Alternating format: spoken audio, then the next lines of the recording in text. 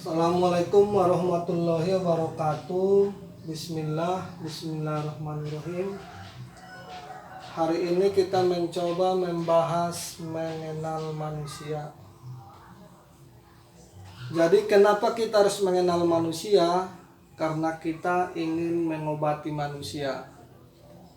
Insya Allah nanti kalau kita mengenal manusia itu, bagaimana nanti cara mengobatinya, insya Allah kita akan paham, ya. Terus di dalam sebuah hadis bahwa Abu Bakar, ya, sahabatnya Rasulullah, pernah bercerita,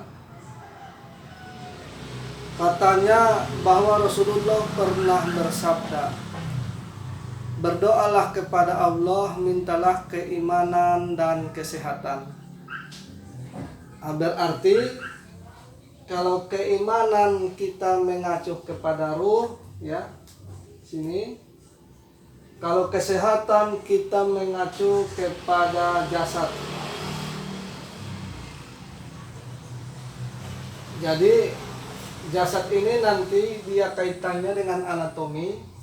Anatomi ini nanti berkaitan dengan organ. Organ itu ada dua, organ dalam dan organ gerak. Organ dalam itu nanti organ yang bergerak sendiri bila tidak ada perintah. Contohnya nanti jantung, paru, ginjal, ya, limpa lambung, liver, dan organ-organ yang lain. Terus yang kedua ada nanti organ gerak. Jadi organ gerak ini nanti dia akan bekerja bila ada perintah. Contohnya nanti sendi-sendi yang ada di dalam tubuh kita, ya. Terus nanti antara ruh jasad itu ada pikiran. Pikiran itu nanti dia kaitannya kepada pikiran positif dan pikiran negatif, ya. Terus antara ruh dan jasad itu nanti dia terikat dengan hukum, ya.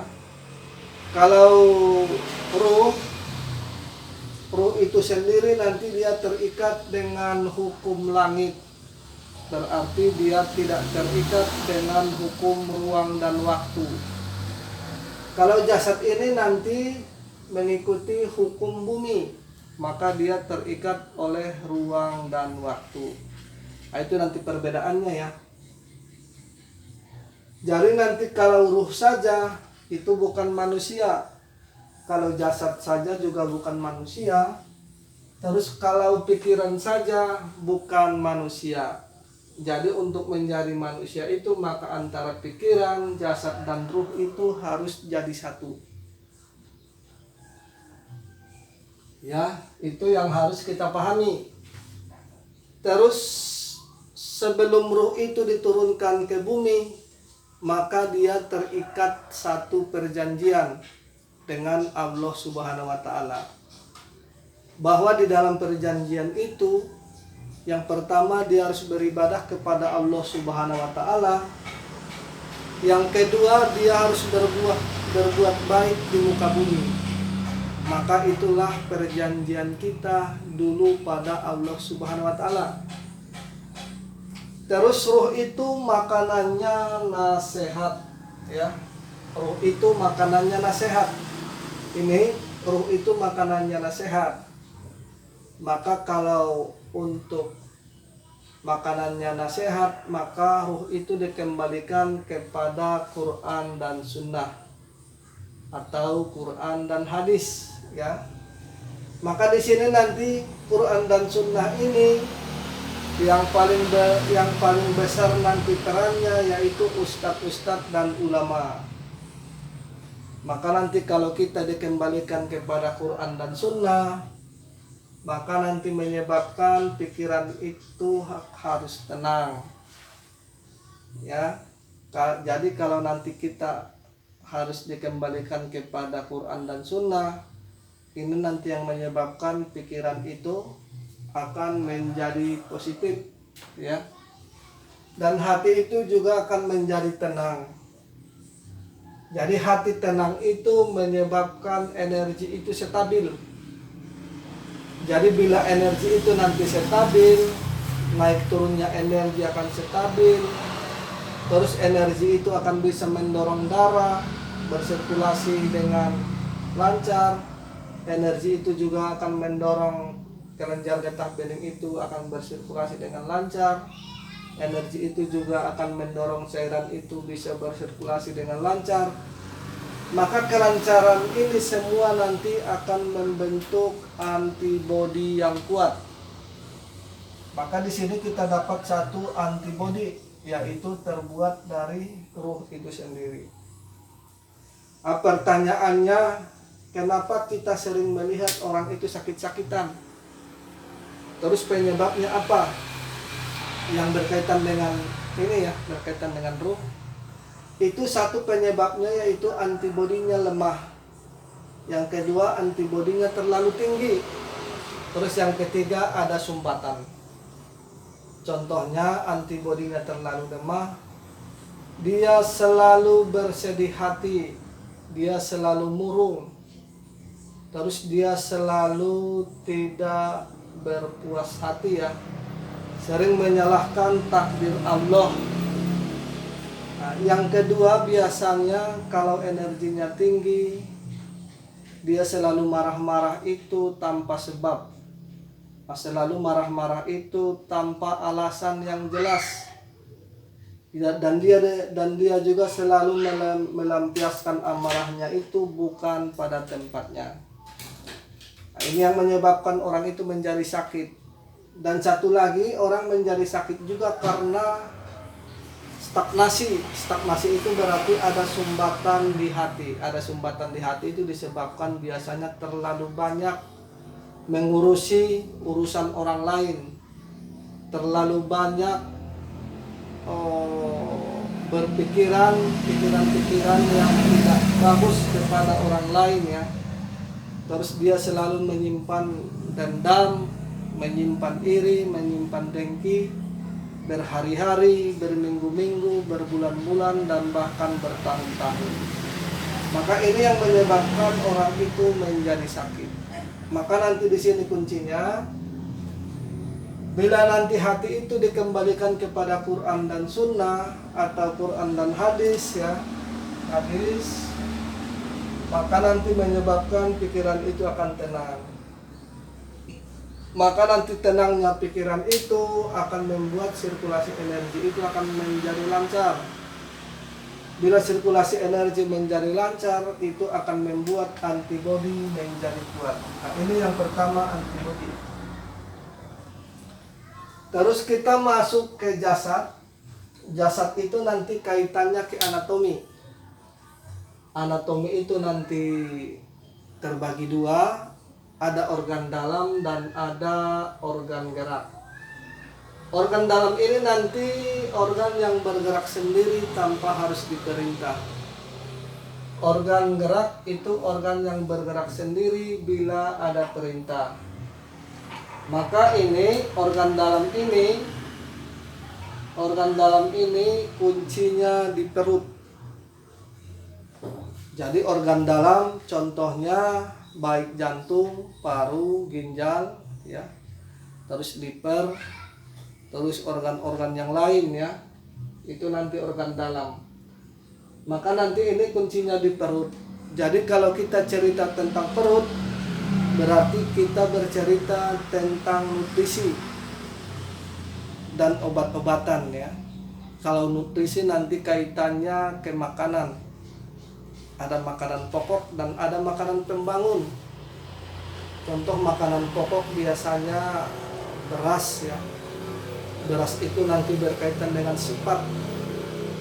Contohnya beras putih sifatnya netral, beras merah itu sifatnya agak dingin. Beras hitam dia sifatnya cenderung dingin. Terus beras jagung juga kan ada cenderung nanti dia kering. Terus nanti berkaitan dengan makanan pembangun juga berkaitan dengan protein hewani. Protein hewani dia cenderung sifatnya hangat atau panas ya. Contohnya nanti ikan-ikanan dan daging-dagingan. Terus nanti ada juga protein nabati. Terus ada nanti sayur-sayuran, buah-buahan, kacang-kacangan ya. Ya itu nanti masuknya ke protein nabati. Ini nanti jadi untuk urusan perut ini, maka nanti yang utama dia terletak di kualitas dan kuantitas makanan dan minuman ya. Berarti kualitas dan kuantitas makanan dan minuman itu apa yang kita masukkan ke dalam tubuh kita, ke dalam perut kita ya.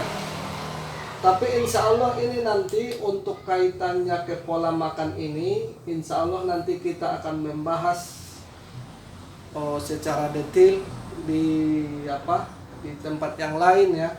Soalnya di sini nanti kalau kita bahas secara detail, di sini tempatnya tidak cukup. Tetapi intinya nanti begini, kalau ini kan nanti pola makan ini lebih detail lagi, nanti kita akan membahas tentang kuadran. Ada nanti satu rumus yang lebih detail lagi untuk pola makan dan obat-obatannya. Tetapi secara prinsip begini saja. Nanti kata kuncinya di perut ini terletak di pola makanan dan minuman. Berarti kualitas dan kuantitas makanan dan minuman, sifat dan rasa dan minuman. Terus nanti kualitas darah dan kuantitas darah itu akan menentukan organ jantung itu ya. Berarti berat tidaknya nanti organ jantung itu untuk memberikan darah kepada organ yang membutuhkan tergantung kualitas darah yang kita masukkan, kualitas darah yang diberikan. Sementara nanti kualitas darah itu terbuat dari sari makanan dan minuman yang kita masukkan ke dalam mulut kita masuk ke kerongkongan, terus masuk ke tenggorokan, terus masuk ke sistem cerna. Nah, ini nanti akan membentuk darah. Maka nanti di sini kuncinya, makanan yang kita masukkan itu ke dalam, dari makanan yang baik akan menghasilkan darah yang baik. Maka darah yang baik itu akan menghasilkan antibodi yang baik ya. Jadi intinya nanti di sini, makanan yang baik itu akan menghasilkan darah yang baik itu akan menghasilkan antibodi yang baik. Maka di sini nanti kita akan ketemu antibodi satu lagi, yaitu antibodi terbuat dari sari makanan dan minuman. Nah, insya Allah nanti untuk bahas yang ini kita di pembahasan yang lain ya, lebih detail lagi nanti. Terus nanti ini kaitannya ke organ gerak. Organ gerak ini nanti organ yang bergerak bila ada perintah. Organ bergerak itu ada 4. Ada tangan kiri, ada tangan kanan, ada kaki kiri, dan ada kaki kanan. Nah, berarti nanti kuncinya di pergerakan tangan kanan, tangan kiri, kaki kanan, kaki kiri itu kuncinya di tulang belakang.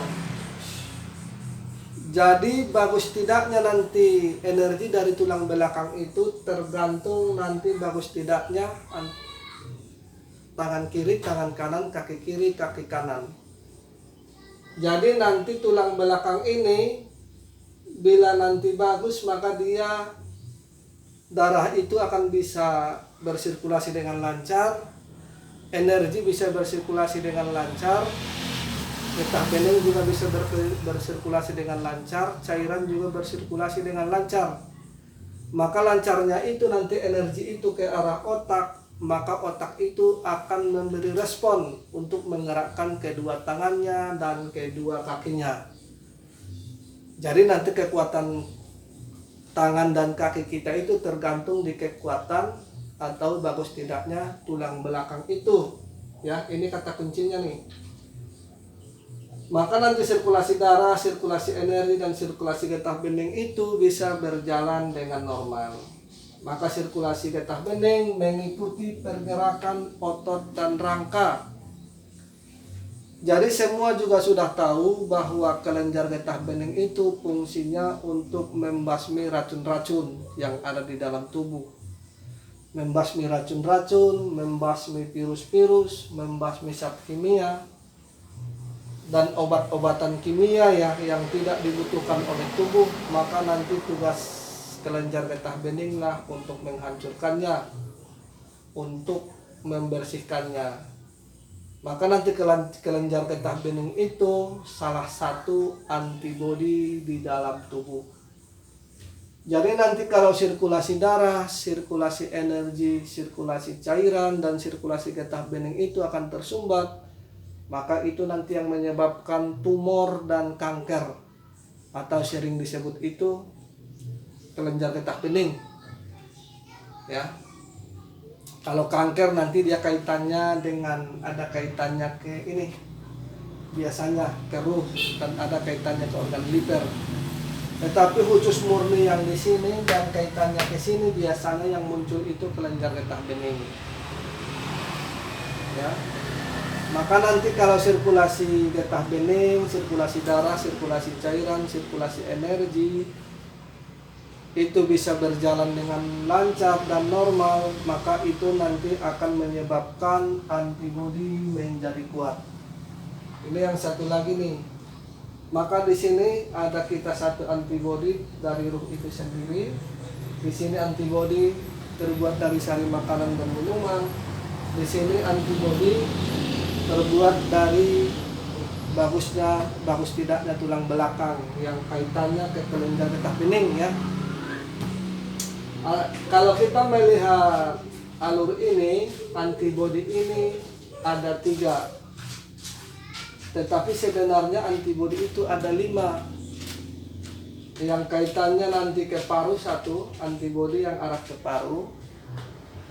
Nanti antibodi lagi antara paru ditambah dengan O2 dari alam. Ini nanti akan membentuk antibodi lagi, tapi antibodi yang lain. Jadi secara umum antibodi itu ada 5, ya. Setelah kita melihat alurnya ini, maka kita ada kesimpulan. Ada kesimpulan ya. Jadi ruh, jasad, ruh, jasad itu kaitannya ke organ dalam dan kaitannya ke organ gerak. Ini kita akan menemukan satu kesimpulan. Ya, bahwa yang 3 ini akan menjadikan orang itu sehat. Yang pertama, nanti bila kita kembali kepada Quran dan hadis, maka pikiran itu akan menjadi tenang. Tenangnya pikiran itu akan membuat sirkulasi darah dan sirkulasi cairan itu, sirkulasi energi itu akan berjalan dengan normal. Maka itu yang menyebabkan antibodi. Jadi di sini nanti selalu berprasangka baiklah kepada Allah Subhanahu wa taala. Karena apa? Karena kita juga dihadirkan ke bumi ini untuk diperintahkan untuk beribadah semata dan diperintahkan untuk berbuat baik. Maka berprasangka baik itu kepada Allah dan Rasul-Nya itu nanti membuat pikiran itu tenang. Maka tenangnya pikiran itu nanti akan membuat antibodi itu kuat. Terus yang kedua nanti di sini makanan yang halal nanti akan membentuk perilaku dan membentuk pikiran itu selalu positif. Terus makanan yang baik itu nanti akan membentuk darah yang baik, energi yang baik, terus sirkulasi yang baik ya. Jadi nanti kalau makanan yang toib, tadi kan ada makanan yang halal, ada yang makanan toib, dan ada nanti makanan yang bergizi. Jadi kalau makanan yang halal akan nanti membentuk perilaku ya, dan membentuk pikiran. Jadi membentuk pikiran yang tenang dan membentuk perilaku yang baik. Itu nanti makanan yang halal. Kalau makanan yang toib nanti akan membentuk sirkulasi, akan membentuk darah itu akan menjadi baik, energi itu akan menjadi baik, kelenjar getah bening itu juga menjadi baik, cairan itu juga akan menjadi baik. Nah, nanti kalau makanan yang bergizi, maka membuat nanti organ itu, organ dalam akan baik, dan darah juga yang dibentuk juga akan baik, terus cairan juga dibentuk akan baik, ya. Terus di sini nanti ada juga kaitannya dengan rangka ya, tapi sangat erat nanti kaitannya dengan otot. Ini nanti kalau hubungannya ke tulang belakang atau rangka, itu nanti sendi-sendi itu lebih kurang ya, lebih kurang sekitar 355 kalau nggak salah ya, apa 305 atau 300 berapa nih. Nah ini nanti 355 ini harus digerakkan semua sendi-sendi kita untuk apa, untuk nanti biar sirkulasi darah, sirkulasi energi itu bisa berjalan dengan normal sesuai dengan sunnatullah. Maka insya Allah nanti kalau kita kepengen sehat, maka inilah rumusnya.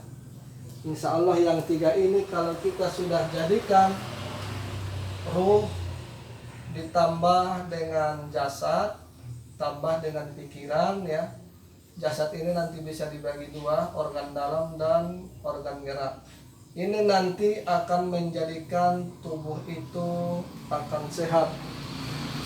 Tubuh itu juga akan kuat ya. Sesuai dengan apa yang kita ciptakan semua. Jadi kalau ingin sehat, maka rumus ini yang harus ada nih. Ya. Jadi tidak boleh kurang di antara satu. Jadi antara ruh, jasad, pikiran. Nah, jasad itu nanti bisa dibagi 2, organ dalam dan organ gerak. Maka nanti ini yang membuat kita jadi sehat selalu. Ini rumus untuk sehat ya. Jadi wabillahi taufik wal hidayah. Assalamualaikum warahmatullahi wabarakatuh.